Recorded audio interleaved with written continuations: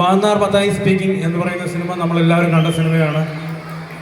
വളരെ ഏറ്റവും നല്ല ഒരു കോമഡി ചിത്രമാണ്. അതെപ്പോൾ ടി വിയിൽ വന്നാലും നമ്മൾ അതിൻ്റെ കോമഡി സീനുകൾ വിട്ടുകളയാൻ നമ്മൾ കാണുന്നതാണ്. അപ്പോൾ അതുപോലെ ജനാർദ്ദൻ്റെ മുമ്പിൽ ഒരു കള്ളുകുപ്പി കൊണ്ട് വെച്ചിരിക്കുന്നത്, ഇപ്പോൾ ഇന്ദ്രൻസ് ആണ് കൊണ്ടുവച്ചിരിക്കുന്നത്. അപ്പം അവർ നമ്മളുടെ ഒരു കോമ്പിനേഷൻ സീൻ.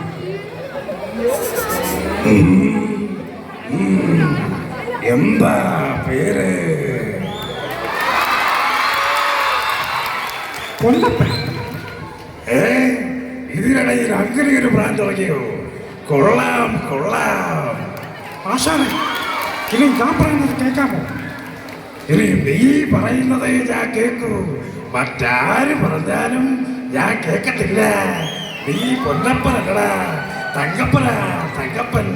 എടാ മറക്കരുതേ, നീ ഒരൊറ്റ വർത്തന, നീ ന്യൂസ് എല്ലാം കൊണ്ട് അപ്പുറത്ത് കൊടുക്കുന്നത്. ഓ പിന്നെ താങ്ക് യു. അതിനുശേഷം അദ്ദേഹത്തിൻ്റെ ഒരുപാട് സെന്റിമെന്റ്സ് കഥാപാത്രങ്ങൾ അവതരിപ്പിച്ചിട്ടുണ്ട്. വാഴുന്നോർ എന്ന സിനിമയിൽ അദ്ദേഹത്തിൻ്റെ ഒരു സെന്റിമെന്റ്സ് ഡയലോഗ് ഞാനൊന്ന് അവതരിപ്പിക്കാം. എടാ, നിങ്ങളുടെ അമ്മ മരിച്ചത് ഓർമ്മ ദിവസമാണ് അനാഥത്വ കൊച്ചുകളുടെ കല്യാണം നടത്താനായിട്ട് ഞങ്ങൾ തീരുമാനിച്ചത്. അന്നേ ദിവസം വിവാഹപ്പന്തലിൽ വരനെത്താതെ ഒരു പെങ്കച്ചും കരയുന്നത് കണ്ടപ്പോൾ എനിക്കത് സഹിക്കാൻ കഴിഞ്ഞില്ല. അപ്പോ ഞാനാ എൻ്റെ മകനോട് പറഞ്ഞത് ആ പെങ്കൊച്ചിന്റെ കൃത്യം താലി ചേർത്താൻ. അതിൻ്റെ പേരില് എൻ്റെ മകനെ കുറ്റപ്പെടുത്താൻ ഞാൻ ഒരുത്തരെ അനുവദിക്കത്തില്ല. Thank you. അതുപോലെ ഒരു പ്രിയങ്കരനായ നടനാണ് ലാലു അലക്സ് എന്ന് പറയുന്ന നടനാണ്. അദ്ദേഹത്തിൻ്റെ ശബ്ദം നല്ലത്. സാറേ, ഓർക്കുന്നുണ്ടോ നിങ്ങൾ വർഷങ്ങൾക്ക് മുമ്പ് കോളേജ് പഠിക്കൽ വെച്ച് പ്രിൻസിപ്പൽ അച്ഛനെതിരെ മുദ്രാവാക്യം വിളിച്ച ആ കുസ്തിക്കാരൻ കൊച്ചനെ? അവന്റെ വാർത്തകളും മറ്റും പത്രത്തിൽ വന്നപ്പോ അന്ന് നിങ്ങൾ എനിക്കൊരു വാക്ക് തന്നു. എടാ തുമ്മിയ പയ്യൻ കൊള്ളാമല്ലോ, എത്താവുന്നതിന് ഉയർത്തി അവനെ ഞാൻ എത്തിക്കുമെന്ന്. എന്നിട്ടിപ്പോ നിങ്ങൾ എന്റെ ചെക്കൻ എന്തെങ്കിലും സംഭവിച്ച പാർട്ടിയും മതമൊന്നും എനിക്ക് വിഷയമല്ല. അടുത്തായി ജയറാമിന്റെ ശബ്ദം. ജയറാം. അയ്യോ എന്റെ പൊന്നു, എന്തുട്ടാ ഇത്? നീ വീട്ടിൽ ചെന്നിട്ട് അമ്മായിയുടെ അമ്പത്തിരണ്ട് അപ്പൊ നിനക്കൊരു കൊലക്കേറോ എനിക്കൊരു കേസാവും. കിടച്ചോമേ കൊച്ചു പുള്ളി. അയ്യോ അമ്മാവ.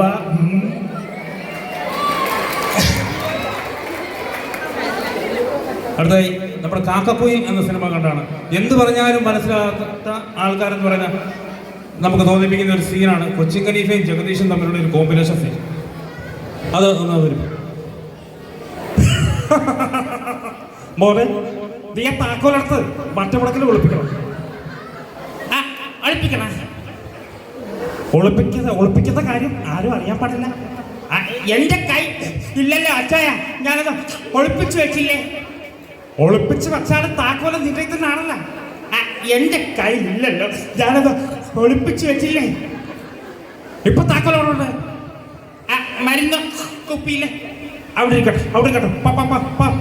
അപ്പൊ ഒളിപ്പിച്ചു വെക്കണ്ടേ? വെക്കണം. അതാരും അറിയരുന്നതാ മോനോട് അച്ചായ പറഞ്ഞത്. എന്റെ കൈ ഇല്ലല്ലോ അച്ചായ, ഞാനത് ഒളിപ്പിച്ചു വെച്ചില്ലേ? പൊട്ടക്കണ തെണ്ടി അത് കമ്പിക്കണ്ടു വരുന്നത്.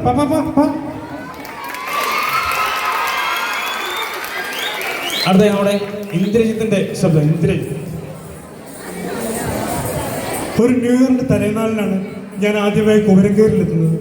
കുമരങ്കേരിയാക്കിയത് ഈ നാടിന്റെ സംഗീതമാണ്. ആ സംഗീതം ഇവിടെയുള്ളവർക്കെല്ലാം പകർന്നു കൊടുത്തത് വിശുദ്ധ ഗീവർഗീസ് ബാൻഡാണ്. ആ ബാൻഡിപ്പോൾ ആരാലും ശ്രദ്ധിക്കപ്പെടാതെ പൊടിയും മാറാരെയും പിടിച്ച് അന്ത്യകൂദാശ കാത്ത് കിടക്കുകയാണ്. Thank you. അടുത്ത സുരേഷ് ഗോപിയുടെ ശബ്ദം. 2 ശബ്ദം എടുക്കാം.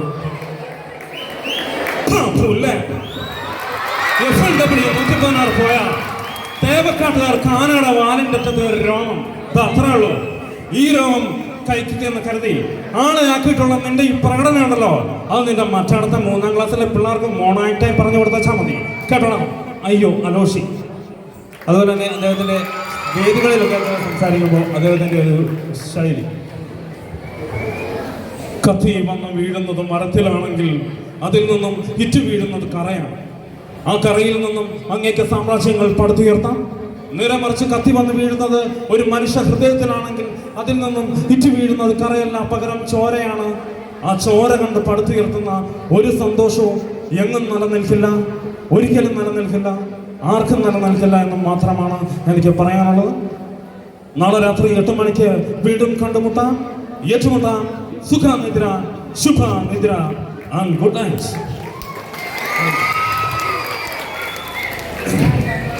അടുത്തായി നമ്മുടെ പ്രിയങ്കരനായ നമ്മൾ കാപ്പിപ്പൊടി അച്ഛൻ എന്നൊക്കെ കേട്ടിട്ടില്ല, നമ്മുടെ ഫാദർ ജോസഫ് പുത്തപ്പരയ്ക്കും, അദ്ദേഹത്തിൻ്റെ ശബ്ദം ഒന്നേണ്ടിരിക്കാം.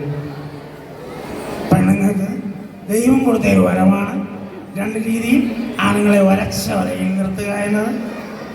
കെട്ടിയനേത് DGP ആയിക്കോട്ടെ, ഏത് പോലീസ് സൂപ്രണ്ട് ആയിക്കോട്ടെ, പെണ്ണ് മനസ്സ് വെച്ചോ അവനൊരു പത്മവ്യൂഹത്തിലേക്ക് ആക്കാൻ അവർക്ക് സാധിക്കും. 2 കാര്യങ്ങളാണ്. ഒന്ന്, ചിരി. പെണ്ണുങ്ങളുടെ ചിരി അവർക്ക് മനസ്സിലാകത്തില്ല, അത് കാണുന്ന ആണുങ്ങൾക്ക് മാത്രമേ മനസ്സിലാകത്തുള്ളൂ. അതുകൊണ്ടാണ് കവി ഇങ്ങനെ എഴുതിയത്, അവൾ ചിരിച്ചാൽ മുത്ത് ചിതറും. അത് കല്യാണത്തിന് മുമ്പാണ്. കല്യാണം കഴിഞ്ഞാലോ അവൻ അടിച്ച പല്ല് ചിതറും. Thank you. അടുത്തായി നമുക്ക് നമ്മുടെ കോമഡി ഉത്സവത്തിലെ ജഡ്ജ് ടിനി ടോമിന്റെ ശബ്ദം ഒന്നുണ്ട്. ആ കോമഡി ഉത്സവത്തിന്റെ വേദിയിൽ ഇത്രയും നല്ലൊരു പെർഫോമൻസ് ഇതിനും ഉണ്ടായിട്ടില്ല എന്ന് വേണം പറയാൻ. അതായത് ഇതിനോട് പലരോടും പറയുന്നത്, സ്റ്റേജിൽ കൂലിപ്പണി എടുക്കുന്ന ആളും മണിച്ചേട്ടൻ കറക്റ്റാണ്. സ്റ്റേജിൽ ഇത്രയും ഹാർഡ് വർക്ക് ചെയ്യുന്ന ഒരു ഔട്ട് സ്റ്റാൻഡിങ് ആർച്ച് എന്ന് പറയുന്നത് മണിച്ചേട്ടൻ മാത്രമാണ്. ചേക്കു രാജീവിന്റെ പെർഫോമൻസ് വളരെ മനോഹരം. ഒരുപാട് പേര് ചെയ്തുള്ള ഒരു ഐറ്റം ആണെങ്കിലും പെർഫെക്ഷൻ ആണ് രാജീവിന് മാർക്ക്. കൂടുതലായിട്ടൊന്നും പറയാനില്ല. ദൈവം അനുകരിക്കട്ടെ. All the best. അടുത്തായി ഗായകൻ MG ശ്രീകുമാറിന്റെ ശബ്ദം ഒന്നല്ലേ എനിക്ക്. MG ശ്രീകുമാർ. മാന്യ പ്രേക്ഷകർക്ക് ജറിയമതിലേക്ക് ഹാർദവമായ സ്വാഗതം. ഞാനൊരു ഗാനം ആലോചിക്കാം. ചിന്നമ്മ അടികുഞ്ഞി പെണ്ണമ്മ തിരുവള്ളിക്കാവിൽ ഗജവീരന്മാരായിരം. ചോദ്യം ഇതാണ്, ഞാൻ പാടിയ ഗാനത്തിൽ എത്ര ഗജവീരന്മാരുണ്ട്? താങ്കൾ പറഞ്ഞ ഉത്തരം വളരെ കറക്റ്റാണ്. 10,000 രൂപ സമ്മാനമായി ലഭിച്ചിരിക്കുന്നു. Thank you.